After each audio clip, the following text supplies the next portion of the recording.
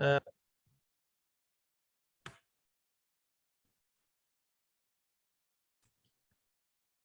the College of Arts, the University of Basra, is honored to host one of translation scholars in the Arab world, as well as translation theorist, a teacher, an author, Dr. Mahmoud الترابين of the Islamic University in Gaza. Dr. Mahmoud has a PhD in translation and linguistics. He is currently an assistant professor at the Islamic University in Gaza. He has authored a number of publications that deal with media, discourse, with business, translation, and so many other fields. So today's lecture will be multifaceted, as the title suggests. He will focus on the translator's role.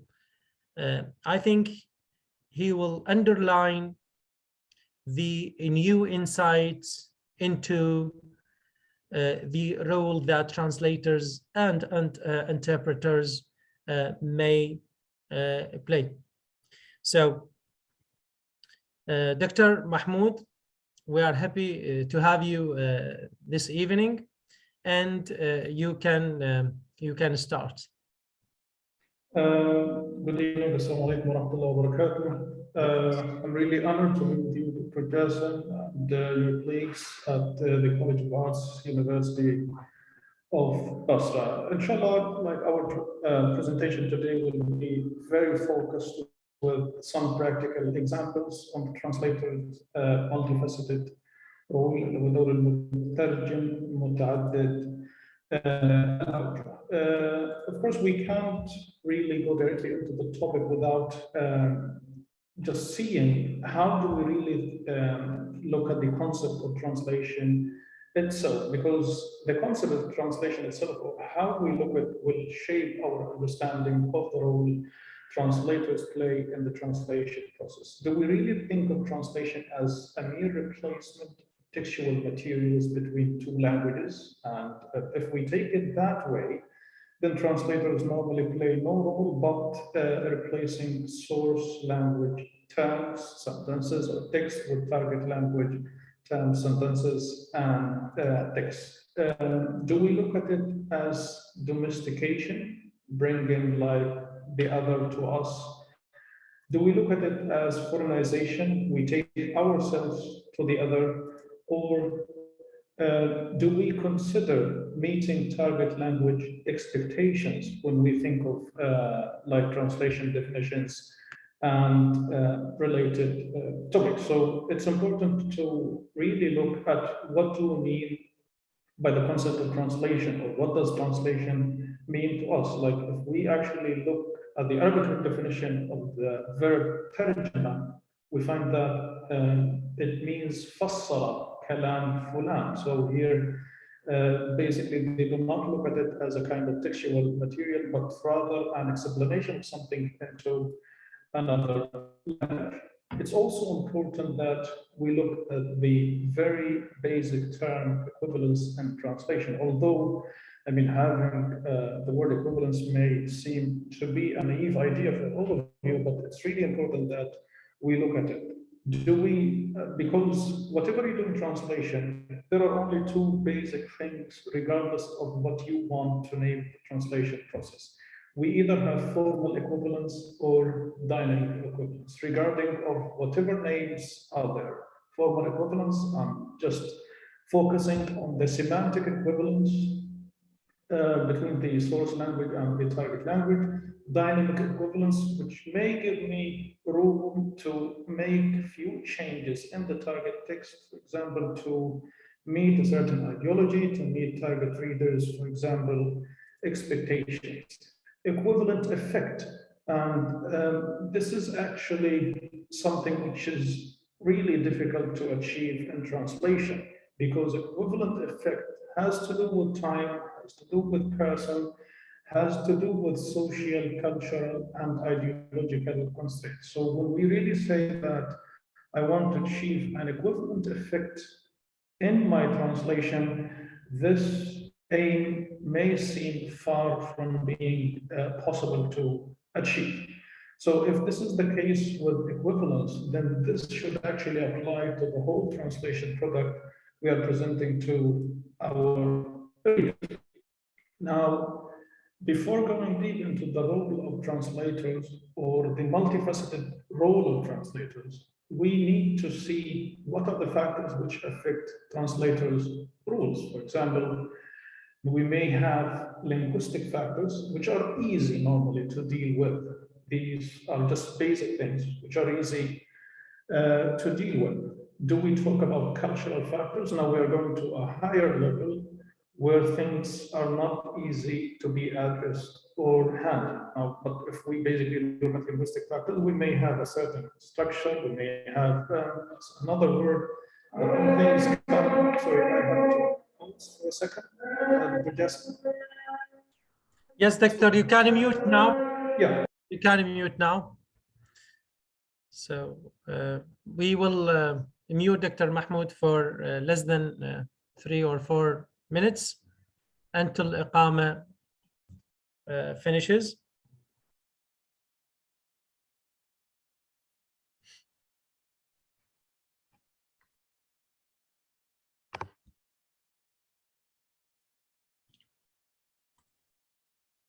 Yeah, I think it was less than a minute, Dr. Jason. Yes, go on, Doctor. Yeah, so basically coming back to the topic, linguistic factors which affect translators' roles are somehow easier than dealing with cultural factors. But when things come to culture, they are actually linked to paratextual like factors, like it could be mainly ideology, it could be religion, it could be society, it could be also other things which are not easy to deal with. Also, another aspect which like significantly influences the translator's role is what we have to take into consideration as the Scopus theory, which focuses on the purposeful action that determines translation strategy.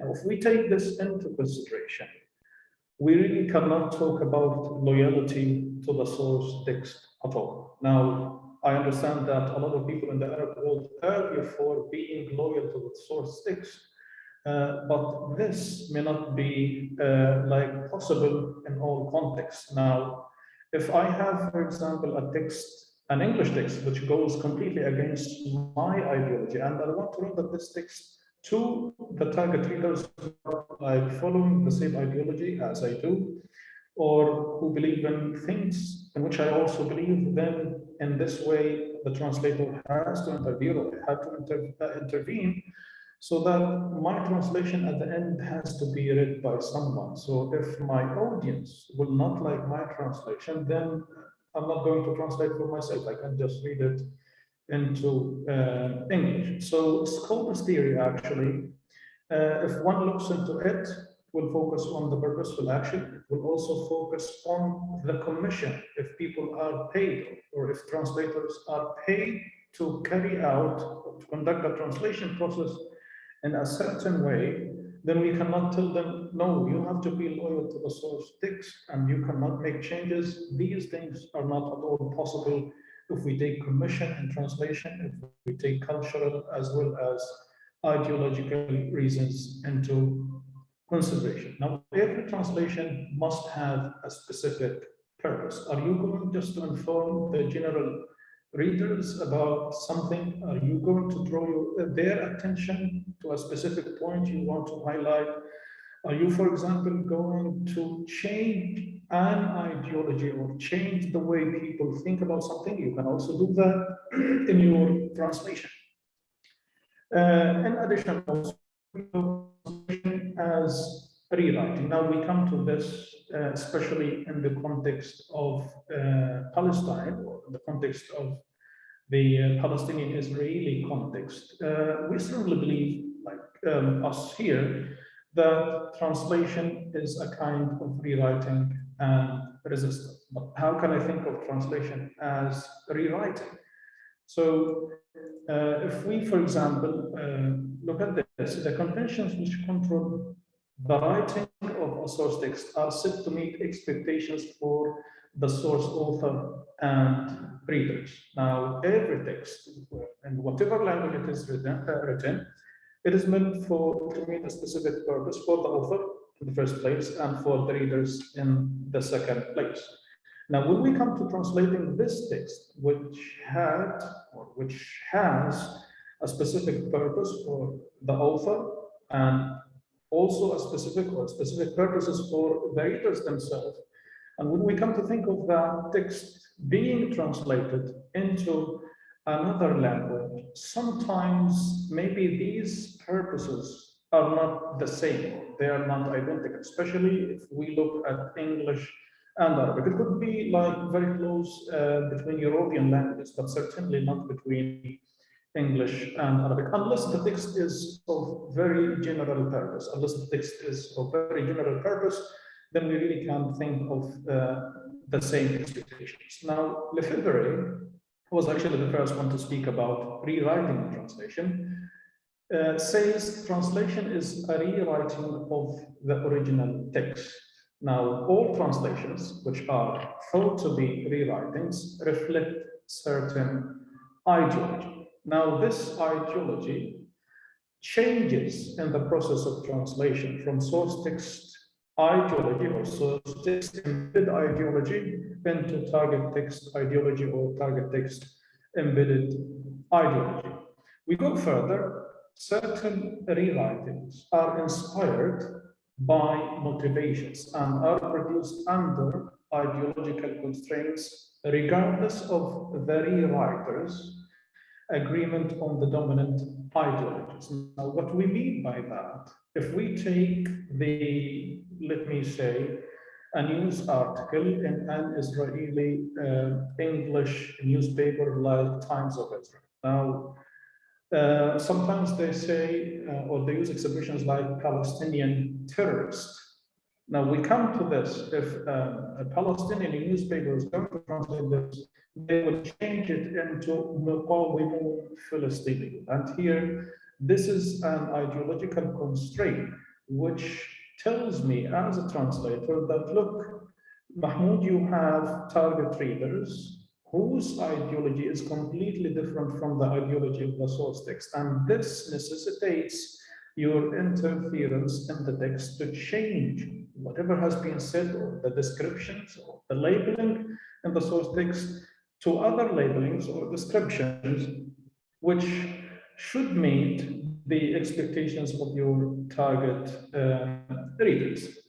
If we also go further, Lefebvre uses the term patronage, and uses the term patronage, which refers to the powers. The powers may refer to person or institutions that can further or hinder the reading, writing, and rewriting of literature. We may also actually think of translation as a kind of literature. Now, when considering the Palestinian case in relation to translation as an act of resistance, we can notice that translation is mainly based on rendering mainly different types of Palestinian or pro-Palestinian genres. Now, what I mean by that is that there are Palestinians who write poetry, who write novels which reflect Palestinian resistance against the Israeli occupation.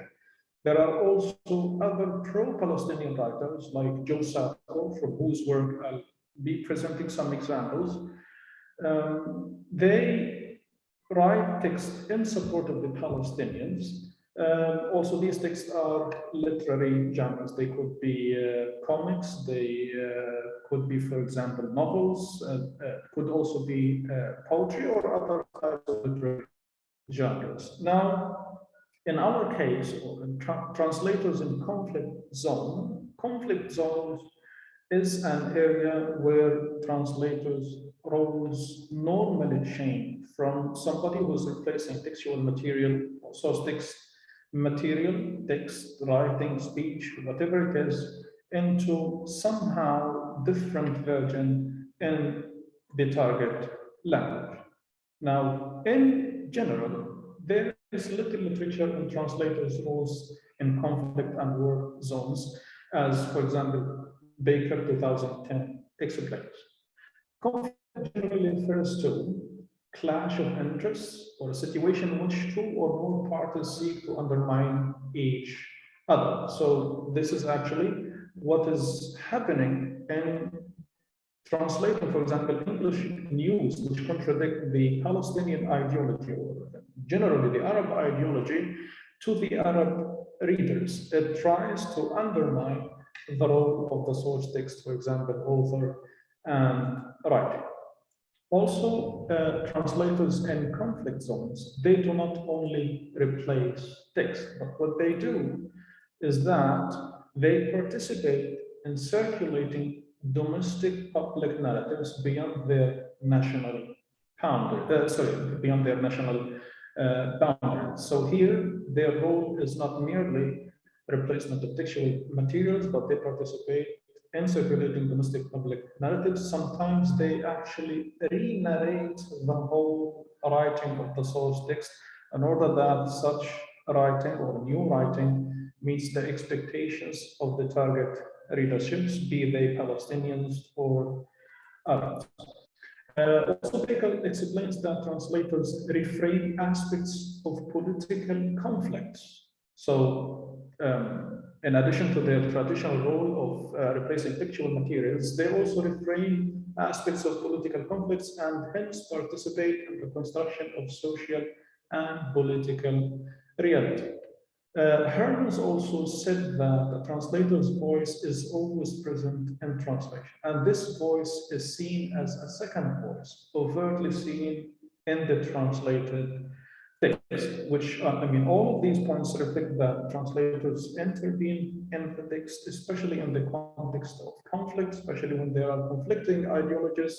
Translators cannot, in most cases, be loyal to the source text. They are in a condition where they are obliged to make specific changes so that these changes or the newly produced translation text would meet the expectations of the target reader. Now, when coming to the Palestinian-Israeli conflict, we could just see examples how words are used in Israeli media and how are they used in Palestinian media, for example. Dr. Jassim, can you hear me? Yes, Dr. Mahmoud. Yes, I'm sorry. I thought, yes. So we are listening, yes. Yeah, so if you look at the term security fence, this is used in the Israeli media to refer to what the Arabs say who جدار الفصل العنصري, or what we call in English apartheid wall. So basically, security fence is used by Israeli, and this actually has an ideology in itself that, okay, we are building this fence only to protect ourselves from Palestinians, or what they call Palestinian terrorism. And as opposed to what we use in our newspapers, جدار الفصل العنصري, what we use in our newspapers is what we call جدار الفصل العنصري or apartheid wall. They also use in Israeli or Western media the word terrorist as opposed to freedom fighter, or they can call it مقاوم or استشهادي or something of a sort.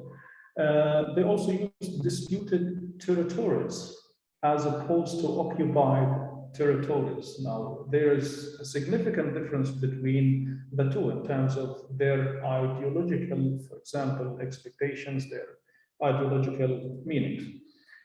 They also use, for example, a Palestinian was killed, while in our news writing we say استشهد فلسطيني. They also use suicide bomber. We use istishhadi. We use istishhadi to refer to this.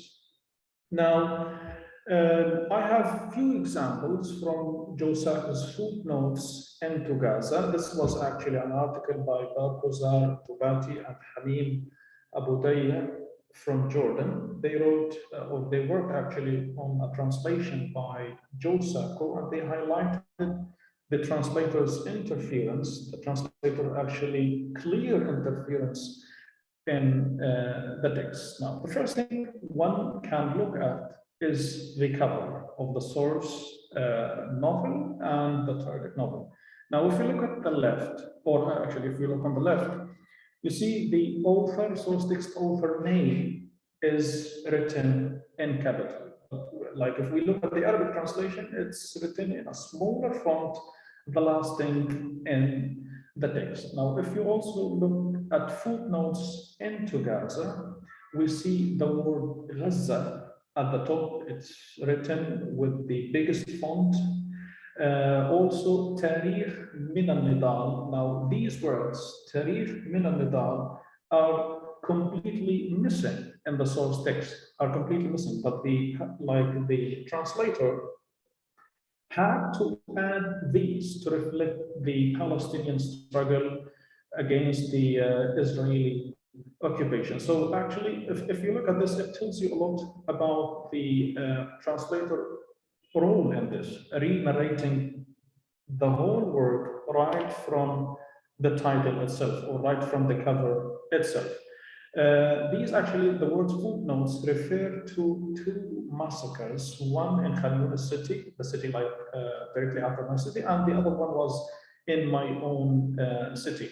And they used footnotes, or Joseph used footnotes, because in his description of the work, he said they barely rated these two massacres in two Palestinian cities here in Gaza Strip.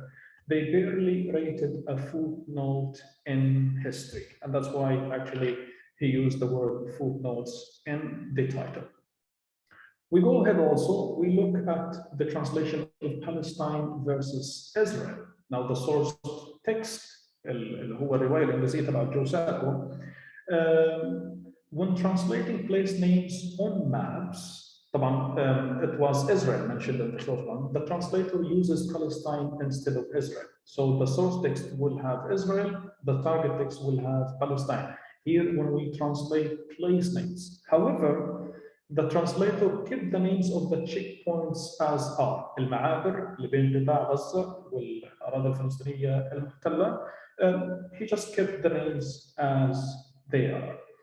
Now, we look at these actually very practical examples from the translation itself. The IDF, or what we call Israeli Defense Force, or what is actually called Israeli Defense Force, is translated into Israel Army or Occupation Army. Normally, هم حيترجموها جيش الاحتلال الإسرائيلي or جيش الاحتلال الصهيوني in certain instances. If we also look at the addition here in the middle, in the target text, the word Sahayna was used, which cannot actually be there in the source text, which cannot be there in the source text.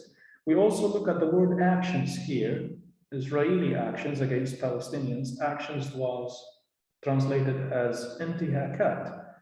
Also, if we look at Israeli soldiers started shooting us, all of us. Here also they added the word yaqtuluna, where the target text, for example, may imply that, but it doesn't say that directly. So here also, like another example of the translator rewriting of the text. You want to call it resistance, you want to call it activism, whatever you want to call it, it's just a kind of rewriting the source language text into the target language so that it meets the expectations of the target readers. Militants, when it was used in the original text in Josako's work, it is translated in the Arabic translation as munadil or munadilun or muqatil or muqatilun. Militancy as nidal, militant organization, for example, as munadalat nidaliya, militant activities as anshita nidaliya. If we also look at other examples which are common in English and Arabic translations, in the context of conflict, we find words like died, death, and killed. احنا بنستخدم استشهد أو استشهاد.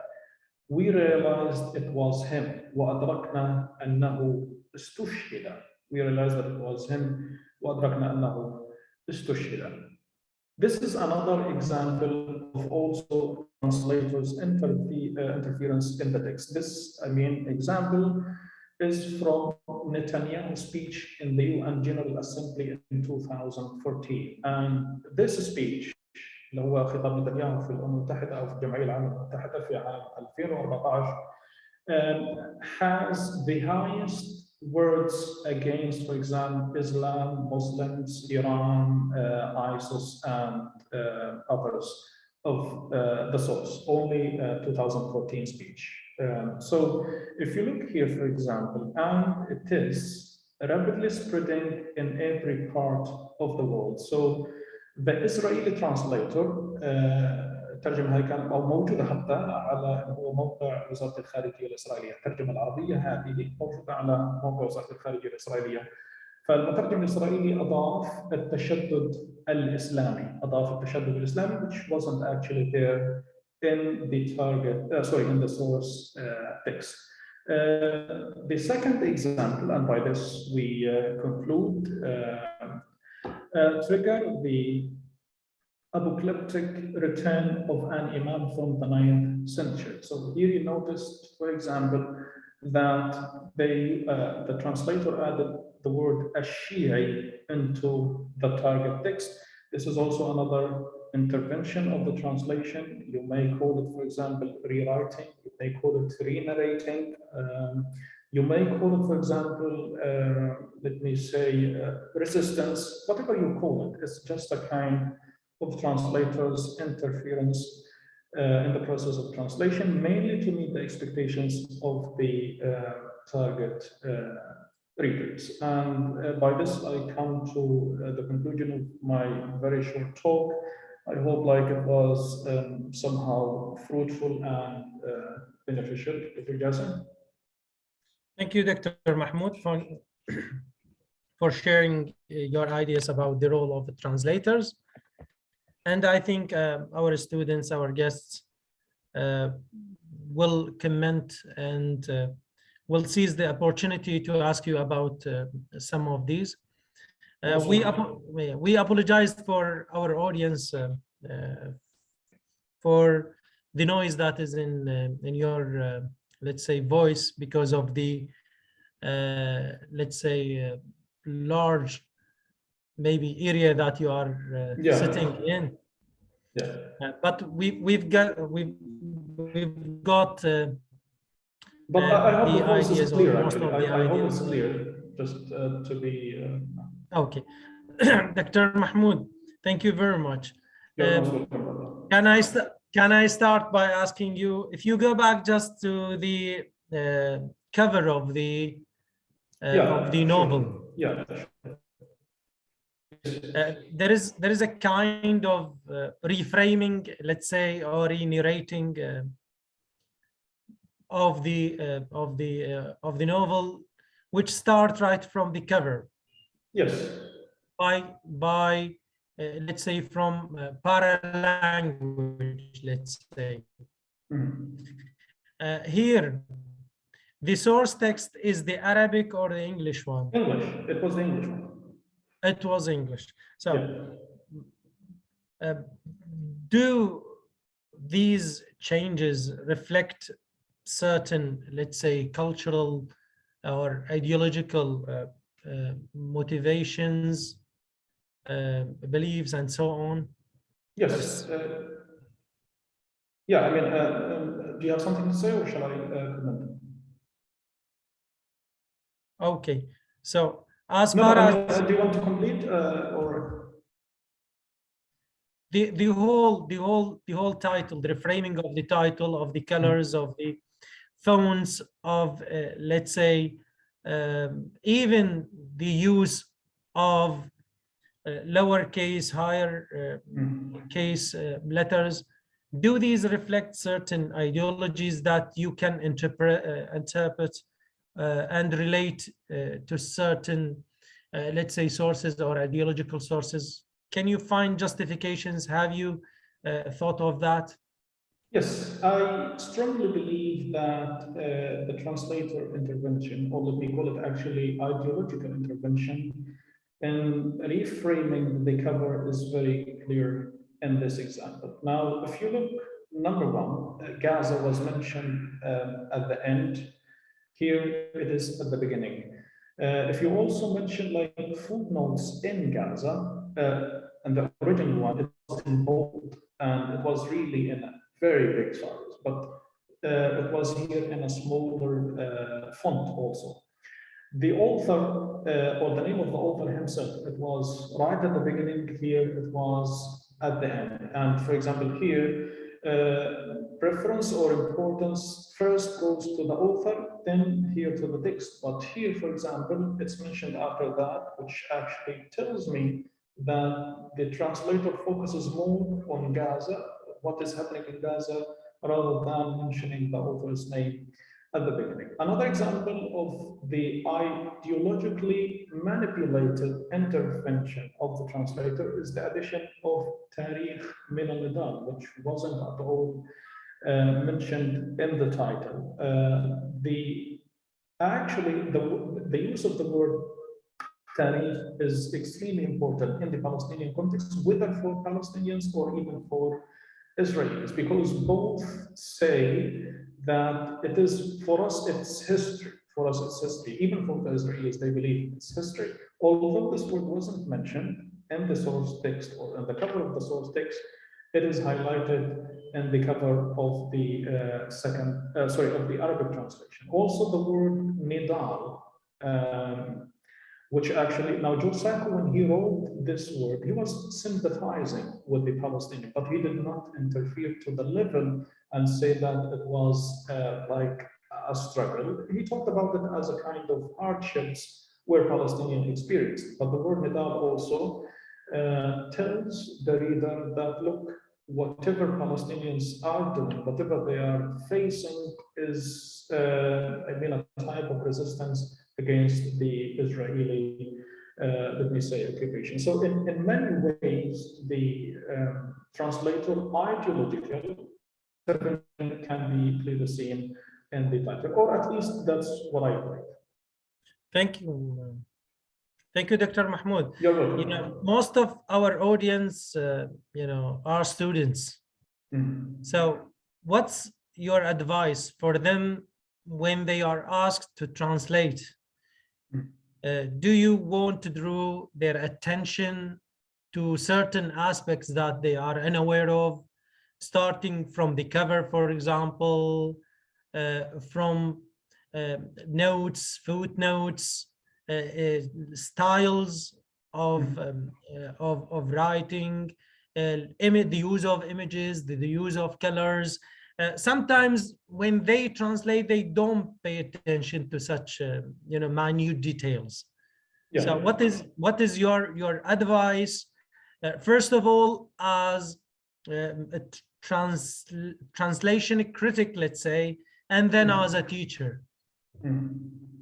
Yeah. Well, actually, Dr. Jassim, this question summarizes the whole work of translation. And if we want to simply put it into two different things, first of all, whatever a translator is going to do is not governed by the translator himself.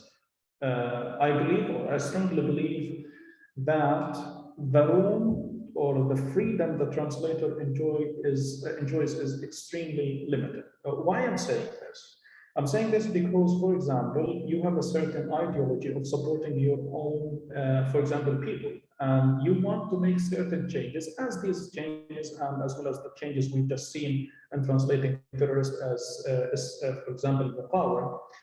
But still, this translation is governed by the people who are going to publish this translation for you. Okay, we may all agree that if the word terrorist in the source text is mentioned, then I, as an Arab translator, need to make it as, for example, nashat. But still, I'm not the one who says or who has the complete say of this. There is a publisher for this. It could be a publishing house, it could be a newspaper, it could be anything else. They will tell you, for example, look, our ideology is against the source text ideology. So the translator has to make changes to meet their ideological expectations. Or look, our ideology is in line with the source text. So here the translator cannot actually make any changes which he or she feels are necessary. The reason is that if they make any changes, then the one who's going to publish their translations will say, look, your translations are against my ideology and I cannot accept it. So I strongly believe that the one who has the final say on what translators exactly should do are not translators themselves, because at the end, it is either the readers or those who will publish the translators. So, for example, if we want to look at something which is of, let me say, loaded, or which is loaded with ideological, let me say, terms, ideological expectations, I have to first look at who's going to read my translation. Is it, for example, the Arabs? So, okay, for the Arabs, I know that they are supporting the Palestinians, they are supporting also others, حتى لو كان النصوص مثلا على العراق, and there are English texts which go against the ideologies of the Iraqis. Who's going to read my publication or my translation? Is it the Iraqis, for example, or the Palestinians? If so, then I can make changes. But what if now, let me give you two very clear examples. If we look at the word terrorist, if we look at Al Jazeera and Al Arabiya, for example, Al Jazeera will say, will say مقاوم فلسطيني, whereas Al Arabiya will say إرهابي فلسطيني. I, as a translator, have to see who's going to publish my translation. If it is Al Jazeera, then I choose, for example, Muqawam. If it is Al Arabiya, then I say, no, although I don't believe in describing the Palestinian as Irhabi, I have to do it as Irhabi because Al Arabiya wants to publish my translation. So at the end, the end point of the lesson is that we really have to see who's our publisher, we have to see who's our audience, because they are the ones who judge, who are going to accept or to reject our translation. I hope I answered your question, again, relatively answered your question. No, thank you, Dr. Mahmoud. Dear audience, if you have any question, you can write it in the chat box, or you can raise your hands.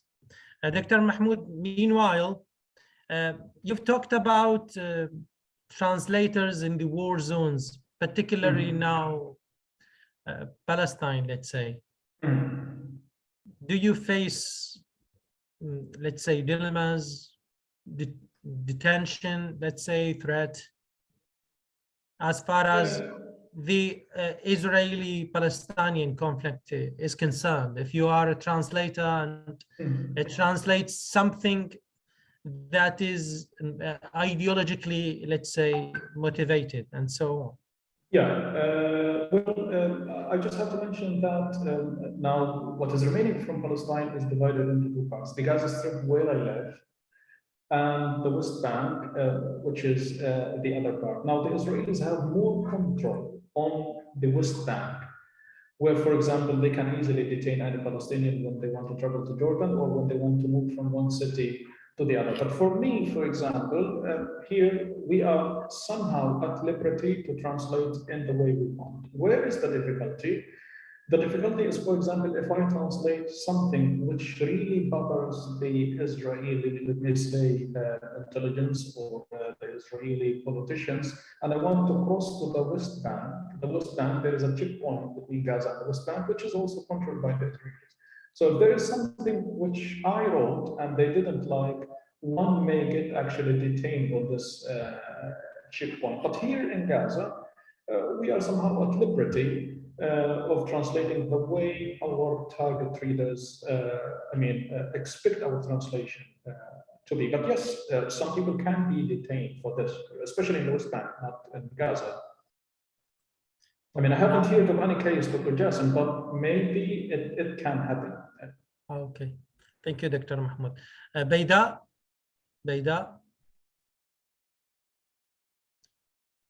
do you have a question?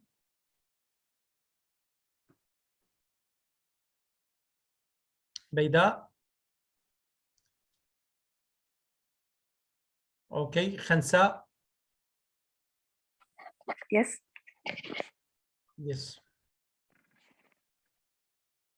You Good can evening. ask. Good evening. You can ask Dr. Mahmoud. Yes, thank you, sir. First of all, thank you for this actually interesting lecture. My question is for you, sir. So what do you think of the idea, can the translator be more creative than the author? Because I see the expression Gaza تاريخ من النضال actually, in my opinion, is more stronger than footnotes in Gaza. So, and as you know, Ajah has said, the translator text will be always in secondary level than the original one. So what do you think of can be the translator? Yes, go ahead.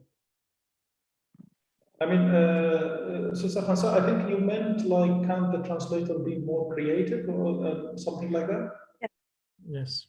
Yes, I strongly believe that in this case, the translator can be, I mean, in a way, more creative in presenting or in completely re-narrating the source text to meet the expectations of the target readers. And in this context, the translator may add, may delete, may change certain words, which, for example, the translator himself and the publisher see are necessary or deem as necessary so that the translation can be read. And yes, the translator in this has to be innovative, because his or her innovation has to draw the attention of the target readers who are either Palestinian or Arabs in general in this context.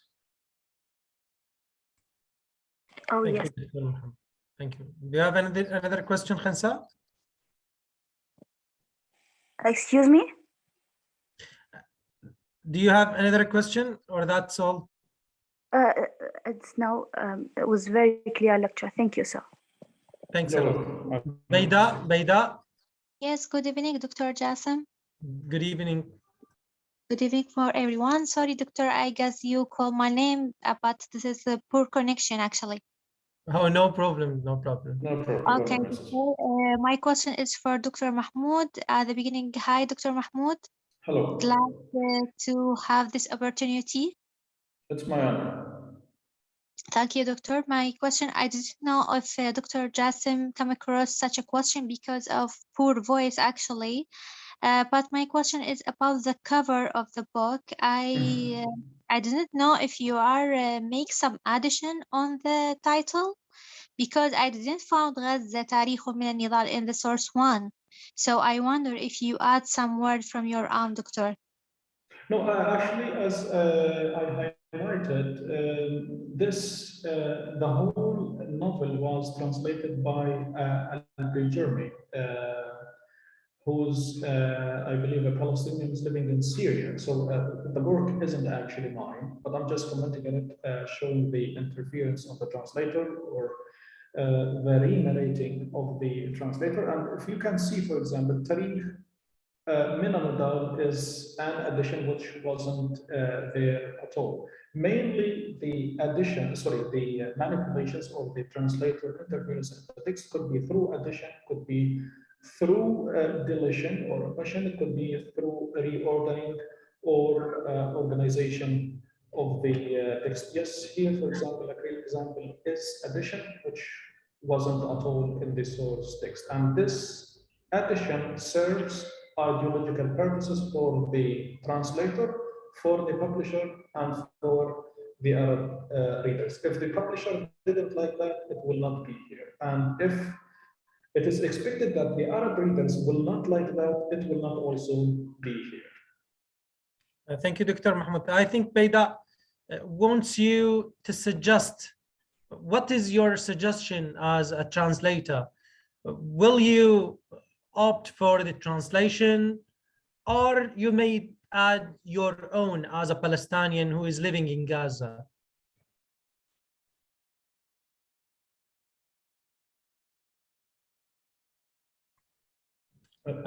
Is she still there? Maybe she's. Yes, I think Dr. Mahmoud, I think she also wanted your let's say, suggested changes? Can you, let's say, modify the title you yourself or underline aspects that we are unaware of? Because you are there in the conflict zone. You share, maybe you share the author's ideology or the translator's ideology.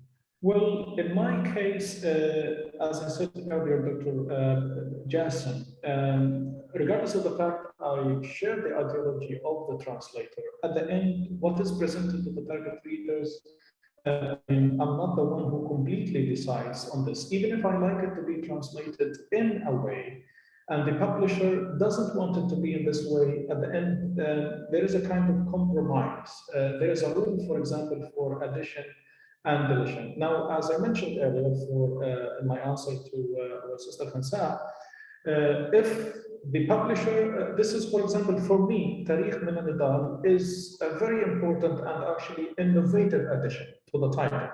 But at the end, the translator, him or herself, is not the one who completely decides on this. Maybe I will add it, but when the reviewers and when the publisher sees this, they will say, look, this could cause us some trouble.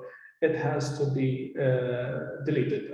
At the end, the translator has to really think of, for example, the commission, the publisher, and the target readers. Although, for example, sometimes the translator may have opposing ideas than those of the publisher and the readers, but if the translator doesn't actually do what they ask for, then they will not accept his translation. They will see somebody else who conducts this translation which goes in line with their ideological expectations. Thank you, Dr. Mahmoud. Dr. Mahmoud, what about business translation? Do you think that the role of the translator is just technical? It is ideologically free, let's say, intervention, or there may be certain interventions that change the text, though the texts are technical, let's say? Well, I think the types of text where the translator role is clear and which can actually be easily noticed has to do either with, for example, society, with religion, and with politics. But if we have technical text, or for example, business text, the translator actually has, the intervention of the translator is valueless. I mean, why would they need, for example, to change a business term from the source text to target text? So here in technical text, in general, the translator role is less visible than their role, for example, in basically political text, media text, literary text, for example.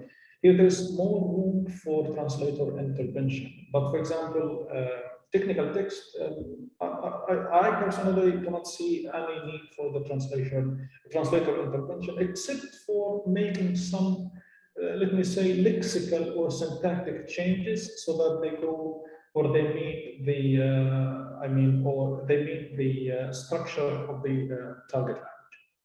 Thank you, Dr. Mahmoud. Dr. Mahmoud, which one is, let's say, hospitable, welcomes, let's say, intervention, media texts or literary texts, as far as translation in the conflict zones is concerned? Yeah, I strongly believe that the intervention in media text is more visible than the intervention in literary text. I mean, because in media, normally they use very clear ideologically loaded terms. And here, if the terms are really very clear, this means the translator intervention can also be very clear. There could be intervention in the literary text, but it may not be as visible as the media text. So we can say that media text come first in terms of translator intervention. Thank you, Dr. Mahmoud.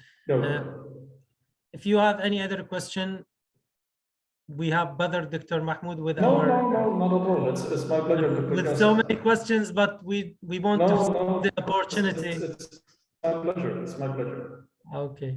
because you live there, you sense the air of, let's say, of the conflict with the Israelis, let's say. Yeah, I mean, maybe you will actually find it strange. Last May, I mean, to be very honest, in this same place where we're sitting now, there was a war in Gaza and missiles were like targeted everywhere. I was, I mean, about to complete my second book with Routledge on business translation. And I was sitting in this very place and hearing the bombardment here and there, here and there. So sometimes, I mean, this is just a routine. Now things are somehow calm, but you never know when it will get worse. Thank you, Dr. Mahmoud. It's our great pleasure to have you this evening. The pleasure is all mine, Dr. Jassim. The pleasure is all mine. We are so grateful, and we are looking forward to host you in future occasions. So thank you very much for your time, for your effort, and we are really delighted to have you this evening. Thank you so much. The pleasure is all mine, Dr. Jassim. I'm also really very thankful for you for having me to speak to you, students and colleagues as well. The pleasure is all mine. And I really hope that we can see one another in another meeting, another new topic sometime soon in the future. Thank you, Dr. Mahmoud. Thanks. You're most welcome. You're most welcome. Thanks. Assalamu alaikum. عليكم السلام دكتور ورحمة الله وبركاته.